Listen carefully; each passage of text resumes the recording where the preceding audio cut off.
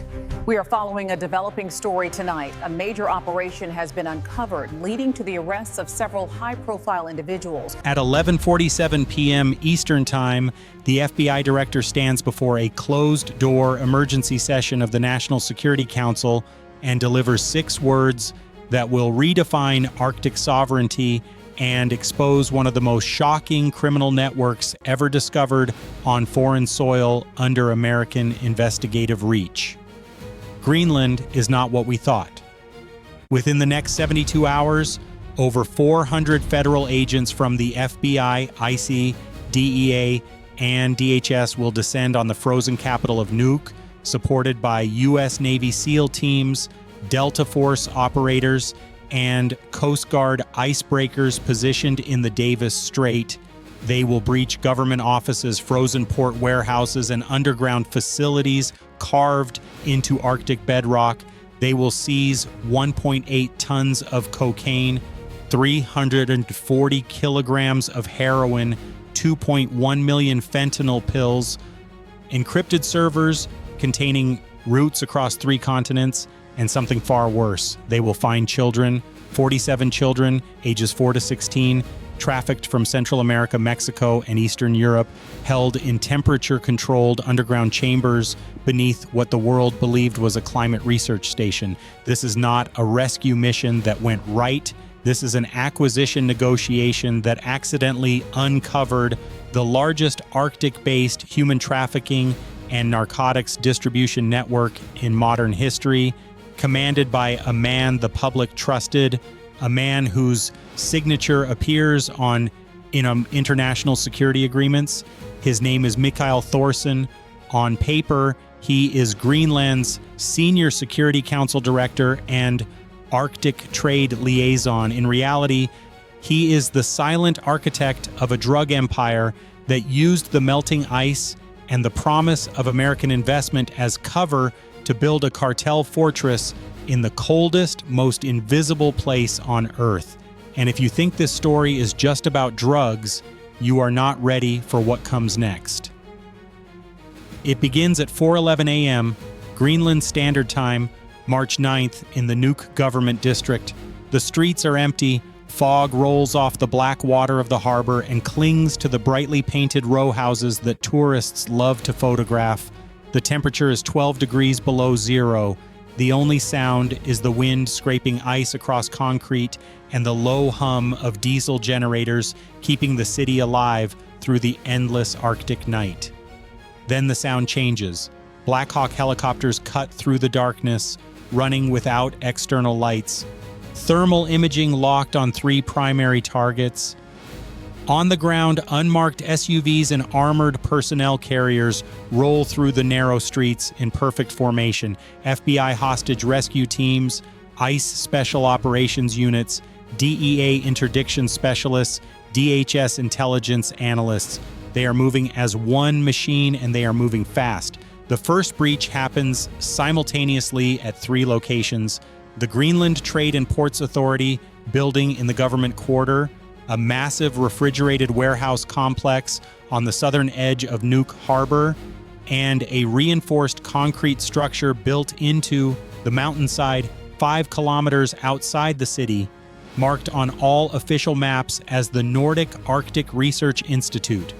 At the Ports Authority, agents blow the reinforced steel doors with controlled charges. Flashbangs cascade through the hallways. They move in black tactical gear, rifles raised, voices sharp and clipped. Inside they find rows of filing cabinets, but also something else. Hidden server rooms behind false walls.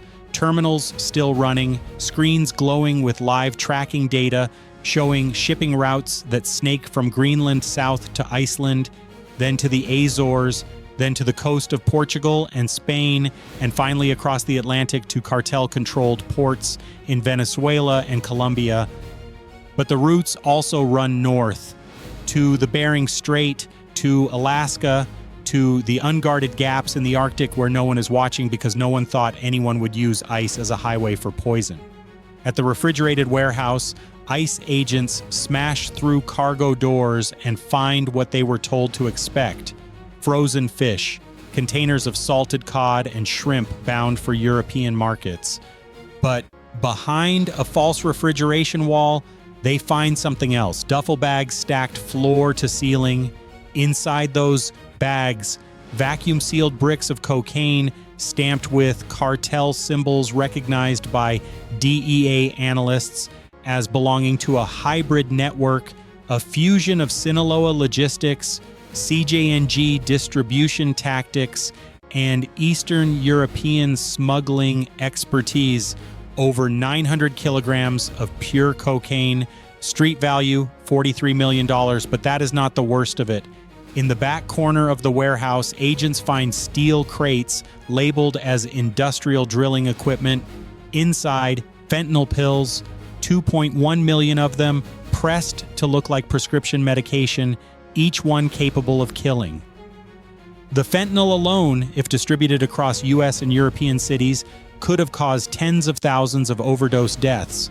One agent, a veteran of cartel takedowns in Sinaloa and Jalisco, stares at the rows of crates and says into his radio, "This is not a stash house, this is a continental distribution hub." But the third location is where everything changes. At 4:32 a.m., Delta Force operators and FBI Child Exploitation Task Force agents breached the Nordic Arctic Research Institute. The building looks legitimate: solar panels, Greenland and Danish flags, scientific equipment visible through ground floor windows. But the blueprints recovered from Mikael Thorson's encrypted server told a different story. Below the research facility, accessible only by a concealed freight elevator, is a network of reinforced chambers built into the granite bedrock, designed to survive Arctic storms and remain invisible to satellite thermal imaging. The agents descend. What they find will haunt them for the rest of their lives. 47 children locked in climate-controlled cells. Some are crying, some are silent, some do not react at all when the doors open because they have been taught that strangers mean pain. The youngest is 4 years old. The oldest is 16. They speak Spanish, Portuguese, Russian, Romanian. They have been taken from migrant camps, from cartel-controlled towns in Mexico and Honduras, from trafficking networks in Eastern Europe that feed into the same supply chain that moves narcotics. Medical teams are called in immediately. Helicopters evacuate the children to a secure U.S. military medical facility in Iceland within hours. But the questions remain: how long were they here? How many others passed through this place and were never found? And why Greenland? The answer is as cold as the ice outside. Greenland is invisible. It is not a drug war zone. It has no cartel violence. It has no headlines. It is a place the world does not watch. And in the chaos of American acquisition talks, of geopolitical posturing, of debates over sovereignty and resources and military bases, no one was paying attention to what was being built underneath.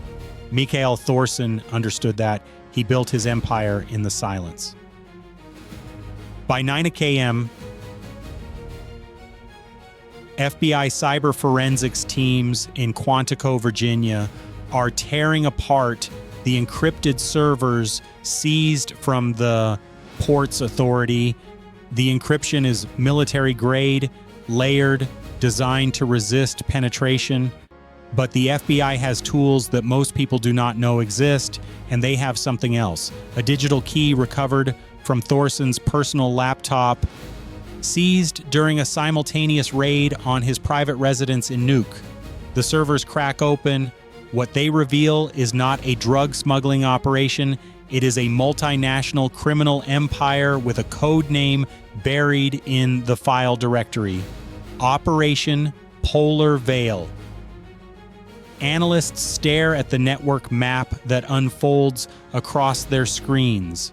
Shell companies registered in the Cayman Islands, Luxembourg, and Panama. Ghost corporations that own shipping firms, logistics contractors, and frozen food export companies. Offshore accounts that funnel money through Nordic banks. then to cartel financiers in Culiacan, Guadalajara, and Medellin, fake energy development firms that received Arctic research grants from the Danish government and used them to build the infrastructure for drug tunnels, underground storage facilities, and human trafficking transit stations. But the center of it all is Mikael Thorsen. His digital signature is everywhere. Authorization codes for shipping manifests, encrypted messages coordinating convoy schedules with cartel operatives in Mexico and Colombia, financial transfers totaling over $270 million across 4 years. He did not just allow the cartel to use Greenland, he designed the system. He recruited corrupt port officials, bribed customs inspectors, and placed his own security personnel at key choke points to ensure that nothing was ever searched, nothing was ever delayed, and nothing was ever reported. One senior FBI analyst leans back in her chair, stares at the screen, and says what everyone in the room is thinking. This is not corruption, this is command-level collusion. He turned Greenland into a cartel fortress, and he did it while the world was watching America try to buy the island. The irony is almost too sharp to bear. While diplomats argued over sovereignty and politicians debated strategy, a senior Greenland official was selling his country to a different kind of empire, one built on fentanyl, cocaine, heroin, and the exploitation of children no one was looking for, and this is only the beginning. At 6:15 a.m. the following day, a Joint Task Force command center is established aboard the USS Anchorage, an amphibious transport dock ship positioned in the ice-choked waters off Greenland's western coast. Inside the operations room, a massive digital map glows with over 60 red markers spread across Greenland, Iceland, the Faroe Islands, and into northern Canada and Alaska. Each marker represents a location tied to Operation Polar Veil, cartel safe houses, underground drug labs built into abandoned Cold War military bunkers, human trafficking transit points disguised as fishing villages, smuggling routes that use the Arctic thaw to move product during the brief summer months when the ice retreats and the sea lanes open. The mission is clear: eradicate the network before it can collapse inward and vanish. Over 1,000 federal agents are deployed. FBI, EIDA, ICE, DHS, U.S. Coast Guard Arctic Patrol teams, Navy SEAL units trained for cold weather operations, Delta Force operatives, Canadian Joint Task Force 2 commandos coordinate on the northern routes. Danish Special Forces assist with Greenland-based operations. Even the U.S. Air Force participates, with B-52 bombers conducting high-altitude surveillance runs and F-15 fighter jets patrolling the airspace to ensure no cartel aircraft attempt to flee toward Iceland or Canada. This is not a raid, this is an eradication campaign. At 7:30 a.m., the operation begins. In the southern Greenland town of Qaqortoq, ICE agents and Danish police breach a waterfront warehouse and find a fully operational drug super lab, industrial-grade pill presses, precursor chemicals imported from China under fake pharmaceutical labels, thousands of fentanyl pills ready for shipment. The lab is capable of producing over 50,000 pills per week. Street value per month, $12 million. 4 cartel operatives are arrested. 2 try to run across the frozen harbor and are stopped by Coast Guard patrol teams. In the remote settlement of Ilulissat near the famous ice fjord, FBI agents raid a compound built into an old Danish colonial trading post. Inside, they find heroin processing equipment, over 200 kilograms of raw heroin, and documents showing shipping schedules coordinated with cartel contacts in Tijuana and Ciudad Juarez. The compound also contains holding cells, empty now, but the chains on the walls tell the story. This was a waypoint for trafficked victims before they were moved south or west toward North America. In the Arctic port of Upernavik, one of the northernmost settlements in Greenland, DAEA agents working with Navy SEAL teams breach a reinforced bunker built into a cliff face overlooking the sea. Inside, methamphetamine production equipment, over 400 kilograms of crystal meth, a satellite communication gear, and a tunnel system that leads directly to a hidden dock where cartel-operated fishing trawlers can load cargo without ever being seen from the town. And at a location 70 kilometers inland from Nuuk, in the frozen interior where no roads exist and travel is only possible by helicopter or snowmobile, Delta Force operators assault a fortified structure buried beneath the ice. The structure was originally built during the Cold War as a fallback communication station. Now it is a command hub. Inside, agents find servers, encrypted radios, cash counting machines, and over $18 million in U.S. currency vacuum sealed in waterproof containers. They also find 3 men, high-ranking cartel operatives.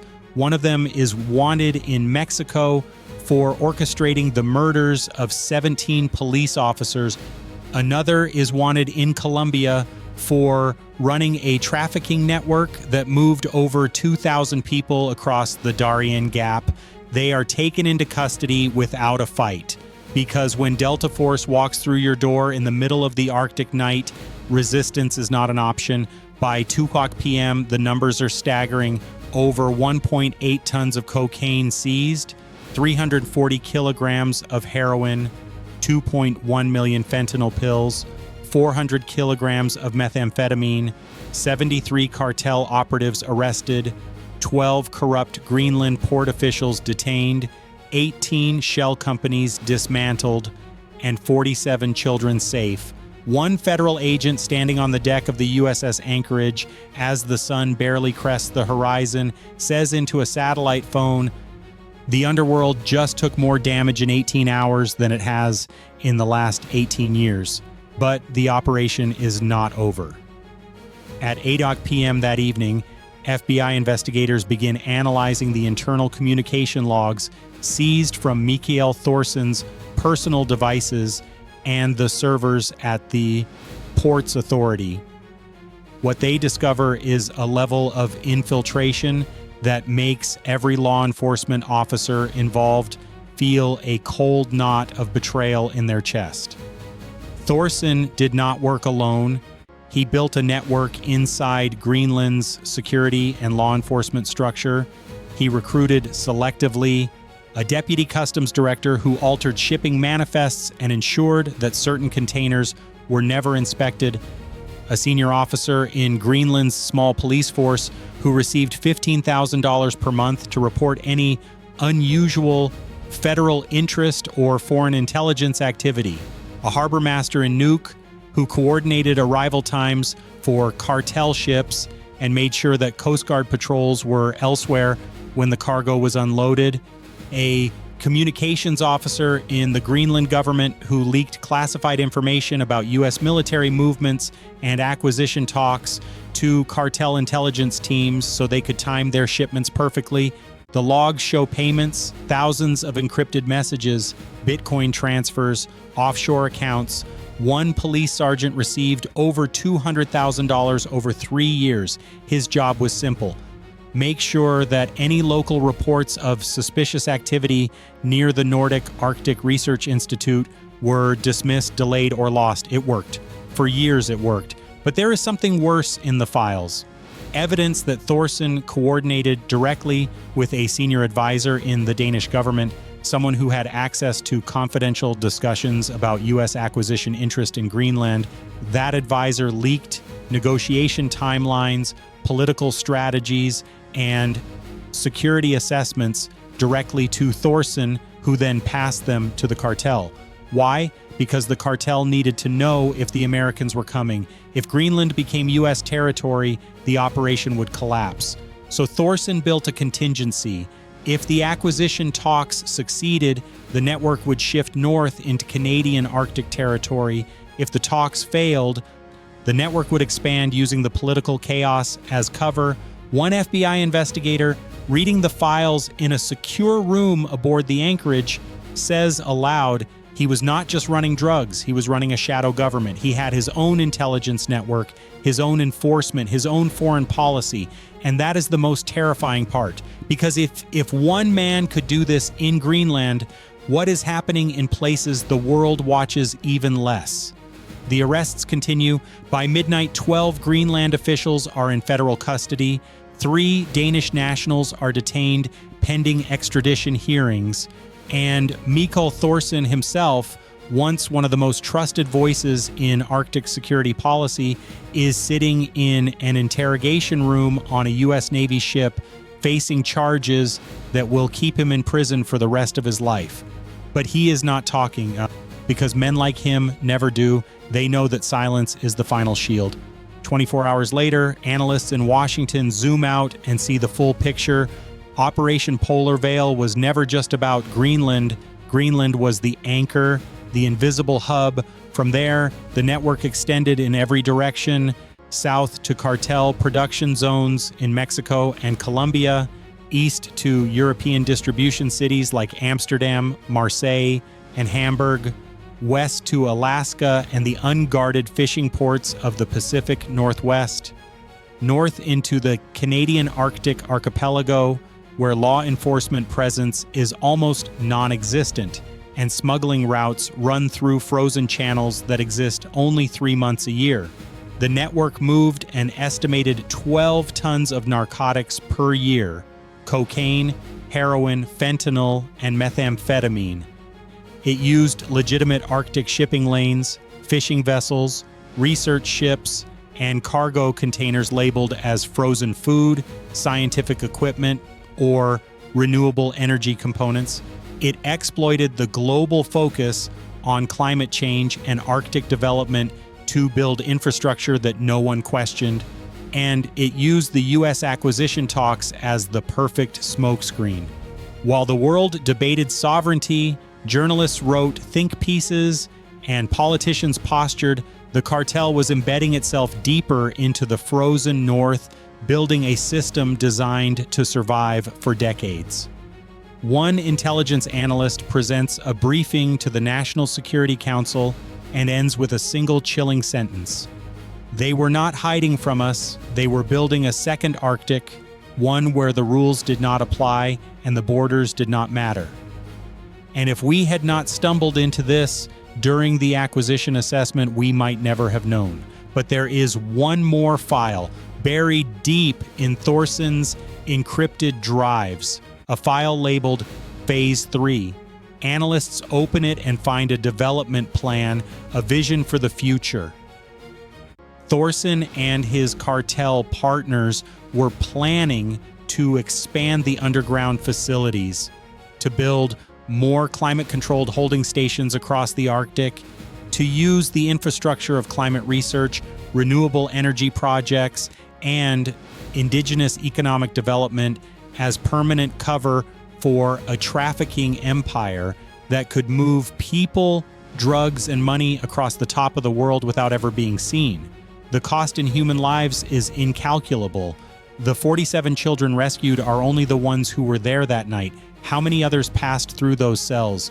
How many were sold? How many died in the cold? One child, a 9-year-old boy from Honduras, tells investigators through a translator that he was taken from a migrant caravan in southern Mexico, moved through cartel safe houses, flown to Greenland on a cargo plane, and locked underground for months.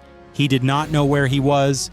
He thought he was in a place where no one could hear him scream. He was right, until federal agents kicked down the door. This story is not about geopolitics. It is not about whether the United States should acquire Greenland. It is about what happens when the world stops watching. It is about how power does not always announce itself with violence. Sometimes it just waits in the cold. Sometimes it wears a suit and a government badge and a smile that everyone trusts. Mikael Thorsen was not a cartel member in the traditional sense. He was not a sicario or a street dealer or a border mule.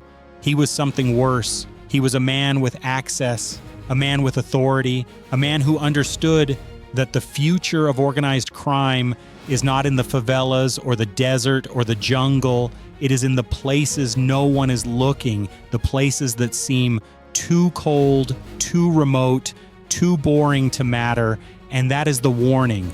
Because while the world watched the Arctic melt and argued about resources and trade routes and military strategy, men like Thorson were building empires underneath. They were using the infrastructure of progress to lay the foundation for poison. They were selling children in the name of security and moving fentanyl in the name of development, and they almost got away with it. The 47 children are safe now. They are receiving trauma care, language support, and family reunification services. Some will go home, some have no home to return to, but they are alive. And that is because federal agents did not stop at the surface. They dug deeper, they asked harder questions, they did not accept the story they were told. If this story makes you angry, that is the correct response. If it makes you wonder what else is happening in places you are not watching, that is the correct question. Tap like if you think this story needs to be seen. Comment expose. If you believe corruption like this should be dragged into the light no matter where it hides. Share this if you want people to understand that the war on drugs and human trafficking is not fought on the border alone.